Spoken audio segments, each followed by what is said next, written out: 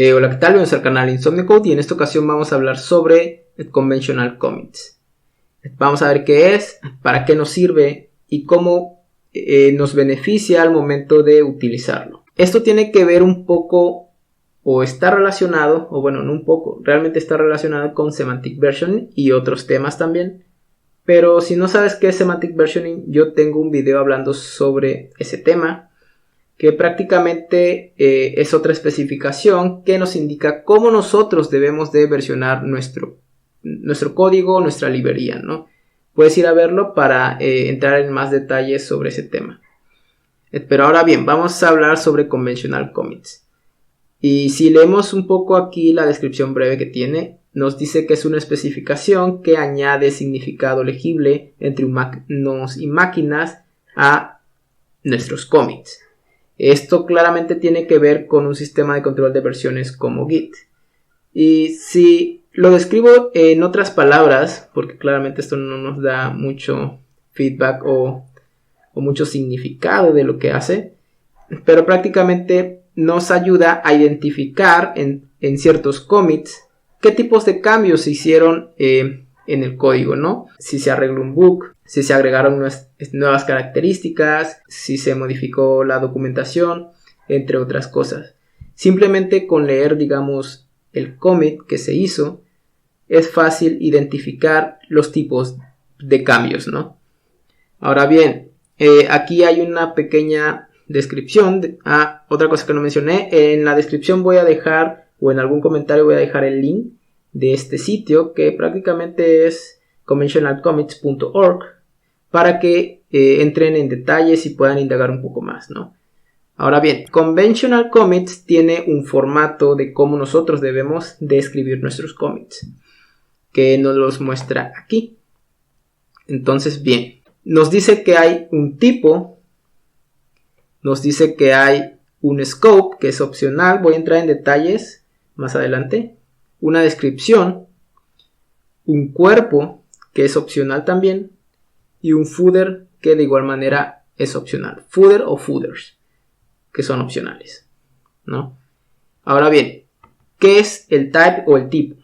El tipo es, como su nombre indica, el tipo de cambio que se hizo en el commit o en el código, ¿no? Al momento de hacer el commit. Por ejemplo, si bajamos un poco más, podemos darnos cuenta que los tipos podrían ser un fix, que nos indica que se agregó se resolvió algún bug. Otro podría ser un fit, que indica que se agregó una nueva característica, como lo indica aquí, al código base, ¿no? Hay una nueva funcionalidad, entonces indico que es un fit. Más adelante voy a entrar en detalle con esto, no le tomo importancia ahorita. Y aquí tenemos otros tipos que nos recomiendan utilizar. Esto está basado de la convención de Angular, de cómo el equipo de Angular o los contribuidores de Angular hacen sus commits. Voy a explicar un poco cada uno de ellos. Cada vez que hacemos alguna modificación de test, lo ideal es que cuando hacemos algún cambio, no estemos haciendo muchísimos cambios de diferentes tipos, o sea, de diferentes temas. Si vamos a hacer un cambio de testing, primero hacemos el cambio de testing y hacemos nuestro commit. No vamos a hacer testing y luego vamos a ir a modificar otras cosas y un montón de cosas para un solo commit, ¿no? La idea es ir en pasos pequeños. Entonces, test nos indica que se hicieron cambios en las pruebas, ¿no? Fácil. Perf, que prácticamente es de performance. Se agregó digamos, o se modificó algún código que mejora el performance de cierta funcionalidad. Entonces, eso claramente sería el tipo de cambio que se hizo, ¿no? Refactor. Refactor es prácticamente cuando hacemos refactorización en nuestro código. Esto quiere decir que, por ejemplo, movimos ciertas cosas, la funcionalidad sigue siendo la misma, simplemente reestructuramos ciertas partes de nuestro código. Por ejemplo, la función está muy grande, la separamos y la dividimos para hacerla más legible, por ejemplo. Ciertas cosas de archivos se movieron y cositas así, ¿no? Ahora, style no tiene que confundirse con refactor. Style es un poquito más visual. que prácticamente sería, por ejemplo, cosas de indentación, que te falta un punto y coma. Son un poquito más visuales y no tanto de modificación del código como tal, ¿no? Docs, fácil de adivinar, prácticamente es cuando se hacen cambios en la documentación. CI prácticamente es para Continuous Integration, cosas que tienen que ver con la integración y toda la configuración de integración, ¿no?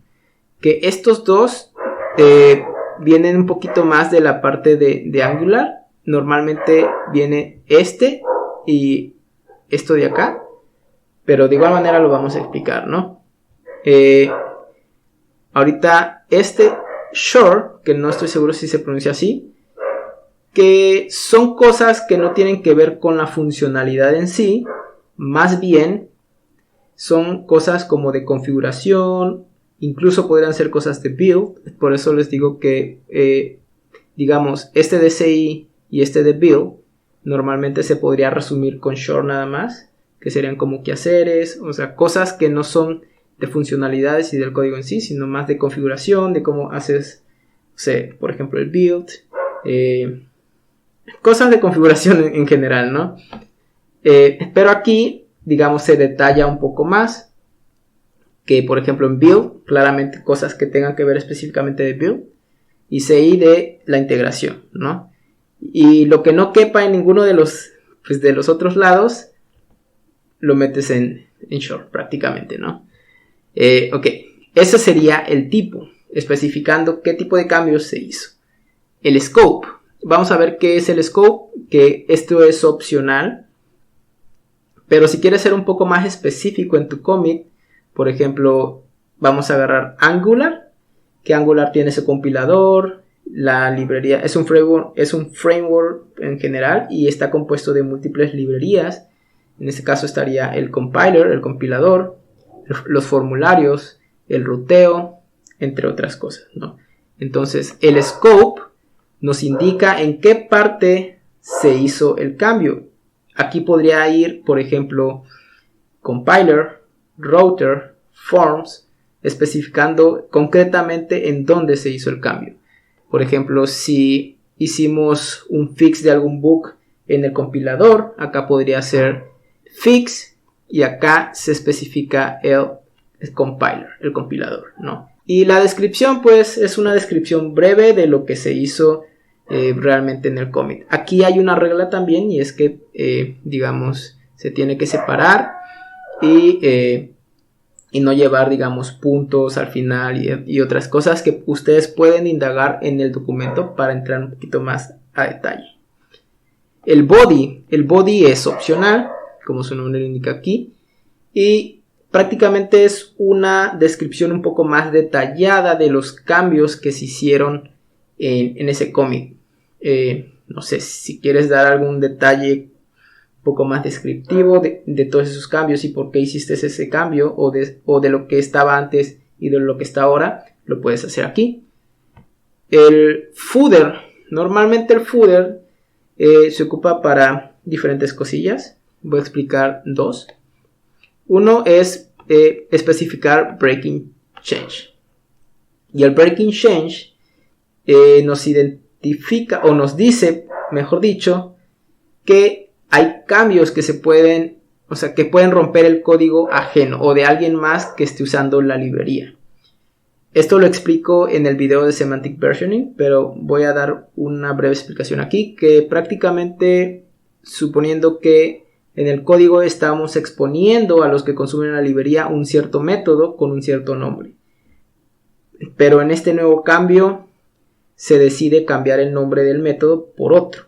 Las personas que estén ocupando la versión anterior o que actualicen la versión, más bien, van a salir afectados porque ellos tienen la implementación con el nombre que tenía anteriormente la versión o la librería.